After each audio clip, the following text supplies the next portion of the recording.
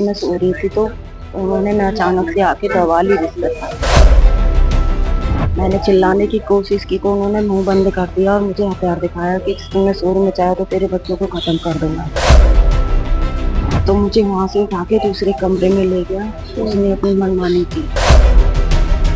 पलवल जिला के गतपुरी थाना क्षेत्र अंतर्गत घर में घुसकर एक युवक द्वारा छोटे छोटे बच्चों के साथ सो रही एक 35 वर्षीय महिला के साथ देसी कट्टे के बल पर जबरन कर दुष्कर्म करने का मामला सामने आया है। इतना ही नहीं, आरोपी युवक द्वारा महिला के अपने मोबाइल पर अश्लील वीडियो और फोटो भी बनाए गए, जिसके बाद उसे ब्लैकमेल किया गया और आरोपी युवक द्वारा महिला को अलग अलग जगहों पर होटलों में जाकर दुष्कर्म किया गया और किसी को बताने से गंभीर परिणाम भुगतने पड़े, ऐसे धमकी भी उस आरोपी की तरफ से दी गई। बता दें कि साथ ही मामले को दबाने के लिए उद्देश्य से महिला के नाबालिग बेटे को भी अगवा करने का प्रयास किया गया। पीड़ित और परिजन के आरोप हैं कि वह आरोपी को खिलाफ कार्रवाई के लिए दर दर भटकते रहे, लेकिन उनकी पुलिस द्वारा कोई भी सुनवाई नहीं की जा रही।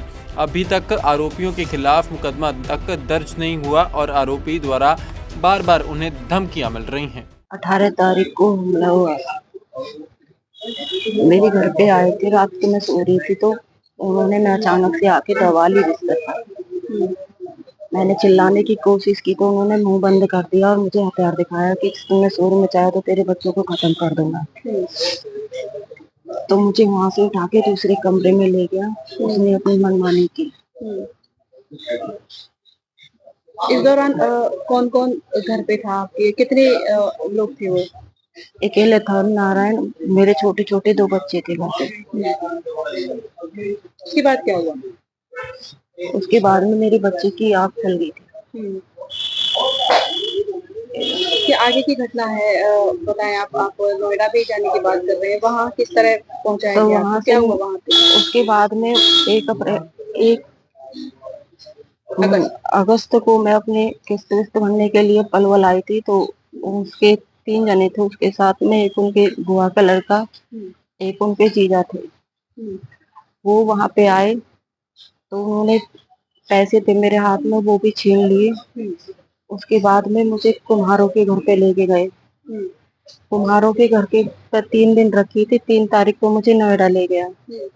नोएडा से मैं 8 तारीख को वहां से निकल के अपने पति के पास फोन किया तो वो मुझे बस स्टैंड लेने के लिए आए। वहाँ पे कहाँ उन्होंने आपको रखा? कितने दिन आपको रखा? 1 दिन रखा था नोएडा, वहां पे भी मेरे साथ उसने अपनी मनमानी की थी। उसके बाद में मैं 8 तारीख को वहां से निकल आई थी। तो क्या तीनों ने मनमानी की थी आपके साथ? नहीं, नारायण नहीं मनमानी की थी। वहां से किस तरह निकले आप? यहाँ पहुंचकर किस तरह आपने घर वालों को सूचित किया? वो वहां से आ गए थे मुझे छोड़ के, तो मैंने जैसे ही मुझे दिखा अकेला रही थी तो तभी मैंने कॉल कर दिया था अपने पति के पास। इसके बाद क्या आपने कहीं कोई शिकायत की? शिकायत करने की वो दी थी कंप्लेंट, लेकिन कोई कार्रवाई नहीं हुई। अभी आप डीएसपी ऑफिस पहुंचे हैं, क्या कार्रवाई का आश्वासन मिला है? क्या आप मिले डीएसपी साहब से? अभी नहीं मिली। क्या अभी चाहती हैं? इंसाफ चाहती हूँ। ये वीर सिंह नाम है। क्या क्या घटना घटित हुई आपको? ये रक्षाबंधन के दिन की बात है। तो ये मेरा बच्चा खाना खा के बाहर निकला था। इसे एक आया, एक गांव का ही लड़का, वो नारायण का दोस्त था। तो इसे गाड़ी में पटकने के लिए बोला था। 3 बार बन की इसको गाड़ी में पटक के लेके जाते हैं। तो हम तो उसे जानते भी नहीं थे। तो बच्चा किसी को देख के उसने छोड़ा है, क्या किया, तो ये घर पे आया रोता रोता, कल पापा बाहर एक लड़का खड़ा है, मेरे को गाड़ी में घेरने के लिए बात कर रहा है। ये घटना थी। पहले आपकी मिसेज के साथ क्या घटना घटी? मेरी मिसेज के साथ में ये घटना घटी थी। उस रात को 18 तारीख को घर में घुसा था। मेरे घर पे कोई बच्चा, 2 बच्चे और वो मिसेज थी, और कोई भी नहीं था। तो नारायण लड़का नाम का आया, उसने उसके साथ में रेप किया। उसके बाद में ये पलवल में कोई किस्त जमा करने के लिए आई थी। 28-30 हजार रुपए इसके पास में थे। तो वहां पे ये बता रही थी मेरे को कि उसके बुआ का लड़का और उसका जीजा आए थे और नारायण था। ये अलालपुर चौक के पास में बुलाई उन्होंने, किसी होटल के पास में रखी थी, खड़ी करके रखी। रात को 1 बजे किसी प्रजापति के घर में पलवल में छोड़ी थी ये 3 दिन। उसके बाद में 3 दिन छोड़ने के बाद में इसे नवेड़ा लेके गए थे।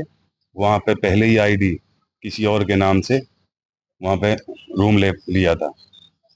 तो इसके साथ में एक रात को नवेड़ा में रेप किया था नारायण ने, और इसे छोड़ने के बाद में वहाँ से निकल के इसे धमकी देगा, तेरे को यहाँ से निकली तो गोली मार देंगे।